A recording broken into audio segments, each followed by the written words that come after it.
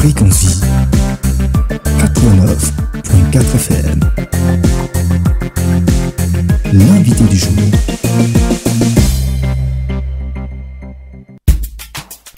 Encore une fois, nous sommes avec vous, chers auditeurs, pour vous dire combien nous sommes heureux de partager ces instants de bonheur à votre attention. Justement, nous avons un thème assez porteur et pertinent, du moins je l'espère, dans vos attentes.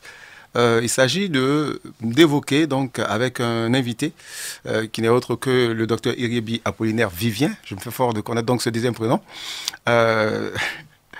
Comment réussir dans l'éducation des enfants. Mais avant, il serait peut-être bon que nous rappelions aux auditeurs que nous avons 15 minutes et qu'en début d'émission, c'est-à-dire précisément aux alentours de 9h, nous avons donc ouvert une lucarne en direct avec eux sur pourquoi la majorité des parents ont-ils du mal à éduquer leurs enfants. Ils se sont donc ouverts à nous aussi et nous avons pu entendre donc les différentes problématiques qui ont pu être soulevées. Dieu seul sait qu'il y en a eu beaucoup. Docteur, bonjour, comment ça va? Bonjour monsieur. Alors, ce qu'on va dire, c'est que de façon générale, il y a que l'éducation est quelque chose d'essentiel concernant donc la réussite des enfants et c'est des problèmes, je dirais, de société. Avant d'y arriver, la morphopsychologie, c'est quoi déjà? Oui, merci beaucoup monsieur Innocent. La morphopsychologie allez. est une des grandes spécialités de la psychologie qui permet de savoir qui est l'individu qui est en face de toi en fonction des signes qui existent sur son visage, notamment, on appelle ça les symptômes physiques. En fait, quels sont les signes qui sont sur son visage, et c'est l'interprétation de ces signes, qui sont sur son visage qui relève de la morphopsychologie. Alors, je voudrais préciser que c'est une science expérimentale. Elle est assez exacte et quand on la pratique régulièrement, on se trompe très peu. D'accord. Alors, quand on parle de morphopsychologie, alors justement, là-dessus, vous avez quelles sont les activités que couvre votre profession? La morphopsychologie s'occupe de l'éducation parce qu'il faut connaître l'enfant d'abord avant de pouvoir l'éduquer. Donc la morphopsychologie permet de savoir quel est le biotype de cet enfant, quelle est la nature qui est en face de toi. D'accord. Et la morphopsychologie permet de savoir orienter. Oui, on continue. Oui. Alors, quand on dit que la morphopsychologie permet de savoir orienter, j'ai envie de savoir, en termes donc exacts, si nous vous posons la question relativement donc à la thématique du jour, qu'est-ce que... D'abord, c'est quoi l'éducation? L'éducation, c'est le fait d'éduquer. Et éduquer même, c'est former par l'éducation. Ce qui veut dire que l'éducation, c'est la mise en œuvre des moyens propres à assurer la formation et le développement de l'être humain. Et il faut dire c'est pour ça qu'il y a plusieurs types, plusieurs volets de l'éducation. On parle de l'éducation physique, on parle de l'éducation... Alors justement, est-ce que en termes d'éducation d'enfants, chaque éducation, ou alors mon éducation, doit-elle être appropriée donc à l'éducation de quelqu'un d'autre quand on sait que nous sommes peut-être différents, mon petit frère et moi, même si on est jumeaux?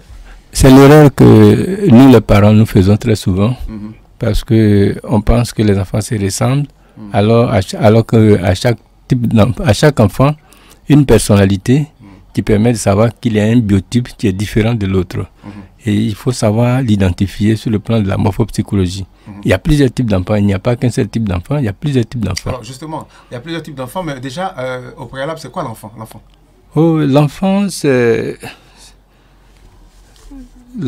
un être humain qui est dans l'âge de l'enfance, c'est-à-dire l'enfance, mais elle-même, c'est la première période de la vie humaine, de la naissance à l'adolescence. Donc c'est cette période-là, de la naissance à l'adolescence, qui fait l'enfant. D'accord. Alors, revenons donc à cette fameuse question. Oui. Si je vous demandais comment réussir l'éducation des enfants, on me dira peut-être que c'est une question assez sensible et assez généraliste, mais en même temps, au regard donc de la vie chrétienne, c'est vrai que les gens qui ont reçu une bonne éducation, on sait que tous ceux qui reçoivent une éducation chrétienne, a priori, sont des personnes qui, manifestement, ont une bonne conduite en termes comportementaux. Mais alors, eux aussi ont besoin d'avoir, de savoir réussir l'éducation de leurs enfants. Alors, comment réussir cette éducation? Je vous dis que qu'on naisse d'une famille chrétienne ou pas, si on n'a pas reçu une bonne éducation, on ne peut pas être un bon chrétien. L'éducation précède. Et pour que l'enfant réussisse dans la vie, il faut savoir l'éduquer. La chose la plus importante qu'on puisse donner à un enfant, c'est l'éducation. Et si l'enfant a reçu une bonne éducation, il est clair qu'il va réussir dans la société. Donc, être bon chrétien, être bon serviteur de Dieu et autres, cela est précédé par l'éducation. Maintenant, comment éduquer? On n'éduque pas, on doit, avant d'éduquer, on doit forcément tenir compte de la nature de chaque enfant. C'est une erreur, comme je le disais tout à l'heure, que les parents font très souvent en comparant les enfants les uns aux autres, en disant que lui, c'est comme ça que j'ai procédé avec le grand frère et il a pu réussir. C'est le cas que je reçois régulièrement à mon cabinet. Mais c'est des erreurs. Parce que dernièrement, j'ai reçu un cas, par exemple, il faut que je sois plus pratique. J'ai reçu un monsieur, une grande personnalité, il a 3 enfants, dont les 2 premiers travaillent actuellement et le dernier est celui qui le fatigue. Et il m'amène les enfants et il me dit que c'est comme ça qu'il a procédé, les autres ont réussi. Et je lui ai dit, c'est l'erreur que vous faites, cet enfant, il est d'une autre nature. Et je lui ai dit que c'est un enfant de type bilieu. Ça veut dire quoi? Les enfants, bon, c'est des termes qui signifient, ça parle de la prédominance des substances fluides qui existent en l'homme, notamment le sang, la bile, la trabile. Ce sont des... C'est les 4 types de tempérament? Oui, c'est ça qui signifie les 4 types de tempérament. Mais il faut dire que de chaque tempérament, chaque tempérament regroupe deux grands types. D'accord. Notamment quand je parle de bile, on parle des bilieux, et quand on parle de bilieux, il y a les longilines bilieux et les brévilines bilieux. Donc, qui ne se ressemblent pas d'ailleurs, qui ne se ressemblent pas dans le comportement. Et donc, quand les deux se chevauchent, ça crée quoi? Quand ils se chevauchent, c'est un alliage. Donc c'est un mélange. Un mélange. Ouais. Contre nature forcément. Contre nature forcément, qu'il faut savoir interpréter. Et ça relève de la compétence des spécialistes, sinon on se trompe très souvent. Alors justement, nous sommes au cœur de la situation. Un parent ou des parents ont des enfants. Et comme il l'a dit, l'exemple que vous avez cité vous-même tout à l'heure, comment vous imaginez que dans une famille, il y a peut-être 10 enfants sur 12 qui ont suivi la bonne conduite éducative que papa a laissée ou que les parents ont laissée, et puis les 2 autres ont du mal à suivre. Mais ils ne se ressemblent pas sur le plan psychologique, ils ne se ressemblent pas sur le plan de la physiologie, du fonctionnement. Donc ils ne peuvent pas se ressembler dans le comportement. C'est ça. Donc il faut savoir qui il est, comment communiquer avec lui pour qu'il puisse... Alors ça c'est intéressant, mais en même temps ça pose un problème. Alors s'il faut être spécialiste comme vous pour pouvoir interpréter le comportement des enfants à l'effet de leur inculquer une bonne éducation, est-ce que ça ne va pas être problématique à la fin? Non, ce n'est pas problématique. Il y a aujourd'hui, c'est pour ça qu'on a des formations. Et celui qui veut effectivement bénéficier de ces formations... Non, ce que vous dites est bon.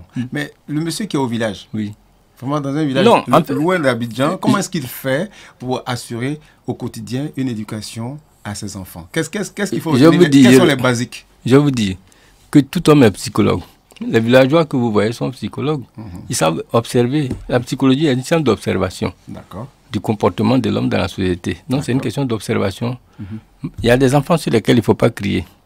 Il faut simplement vouloir composer avec lui, lui demander simplement de faire ce qu'il veut, que c'est dont tu as besoin de lui. Et puis ça passe. Alors, l'exemple d'un enfant qui, par exemple, va à l'école, à papa, maman, le petit déjeuner, l'attention, tout ça, mais qui a, par exemple, du mal, à étudier ses leçons, qui n'aime pas à étudier ses leçons. Voilà, généralement, c'est des enfants de type sanguin qui se comportent comme ça parce qu'ils sont un peu paresseux. Mais ils ont besoin d'être félicités, qu'on leur accorde un minimum d'attention. Ces gens d'enfants, il faut leur accorder un minimum d'attention. On leur dit souvent, dès qu'ils font un petit exploit, il faut les gratifier. Il faut les gratifier, il faut les féliciter et ça passe. C'est comme ça qu'on les éduque. On n'a pas besoin de les forcer parce que tu prends un bâton contre lui, tu vas développer en lui la peur qui est déjà installée en lui naturellement. Donc, et quel est l'autre type d'enfant qu'on pourrait rencontrer, que vous, en tant que spécialiste, rencontrez souvent? Mais là, on peut rencontrer par exemple un enfant qui est lymphatique. Les enfants lymphatiques... Qu'est-ce qu'ils développent comme comportement? C'est des enfants qui... Il faut faire la police derrière eux à chaque fois. Il faut leur dire chaque fois qu'ils doivent travailler. Ils aiment bien travailler, mais il faut quelqu'un pour leur dire chaque fois qu'ils doivent travailler. Voilà, ces gens d'enfants. Alors, quelle est l'attitude que le parent devrait tenir? Et le parent observateur parce que là, ça crée une certaine impatience. Oui, mais le parent observateur, s'il n'est pas passé par un spécialiste, si c'est un observateur, un bon observateur, il va se rendre compte que chaque fois, il sera dans le besoin de faire la police derrière cet enfant pour qu'il puisse étudier. Donc c'est nécessaire. C'est nécessaire. Chaque fois, il faut le rappeler à l'ordre. Donc le parent, lui, doit être patient. Patient, effectivement. Et puis, les enfants de type lymphatique, c'est l'appréhension. Donc, on n'a pas besoin de les mettre dans les écoles d'excellence. Généralement, c'est les écoles, les erreurs que les parents font. Parce qu'ils ont les moyens. Un enfant de type lymphatique, on le met dans une école d'excellence. Il ne peut pas évoluer. Il ne sera pas au rythme. Non, il ne sera pas au rythme. C'est une manière d'hypothéquer son avenir. Voilà, alors, de façon générale, tous ceux qui n'ont peut-être pas l'occasion d'aller chez vous, quand ils vous disent comment réussir l'éducation des enfants, qu'est-ce que vous leur répondez de façon standard? D'abord, l'enfant est un être humain qui est complet. Donc, il a tout ce qu'il faut pour grandir, pour s'instruire, pour acquérir le savoir-faire, le savoir-être. Donc, il faut savoir communiquer avec lui, c'est tout. En tenant compte de sa personnalité. D'ailleurs, même ça ne se cache pas, les enfants. La personnalité de l'enfant ne se cache pas. Les réactions, la manière de réagir face à tout ce qui est stimulé, ça ne se cache pas. Alors, justement, maintenant, est-ce que dans l'éducation des enfants, les parents n'ont pas une responsabilité que je qualifierais de coupable dans l'échec à venir? Moi-même, je suis parent d'enfants et je vous dis que nous, les parents, c'est nous qui fatiguons plus les enfants parce qu'on ne fait pas l'effort de les connaître. On veut toujours leur imposer notre manière de voir les choses, notre manière de faire. Or, ils ne sont pas... Ils ne sont pas nous. Ils ne sont pas nous, voilà justement. Nous ne sommes pas de même nature. Et c'est l'erreur que nous faisons chaque fois. Donc à la base, connaître l'enfant. Ça me semble être quelque chose d'essentiel. C'est une nécessité. C'est une nécessité. Connaître l'enfant est plus important que l'argent et tout ce qu'on lui donne à la maison. Alors, il faut combien de temps pour connaître son enfant? C'est une question d'observation. C'est une question d'observation. Un bon parent qui observe régulièrement son enfant peut avoir facilement une idée de sa manière de se comporter avec son enfant. Mais en même temps aussi, c'est peut-être délicat pour quelqu'un qui est néo-parent, quelqu'un qui est nouveau parent. C'est-à-dire que l'enfant va naître, il va commencer à le découvrir, et puis l'enfant qui va suivre. Ils n'auront certainement pas le même comportement, mais en définitive, c'est là peut-être qu'intervient l'erreur. On dit, oui, mais Georges, c'est comme ça qu'on a fait.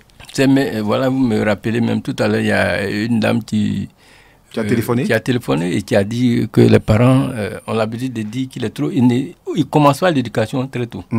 C'est l'erreur que nous faisons. L'éducation s'est fait...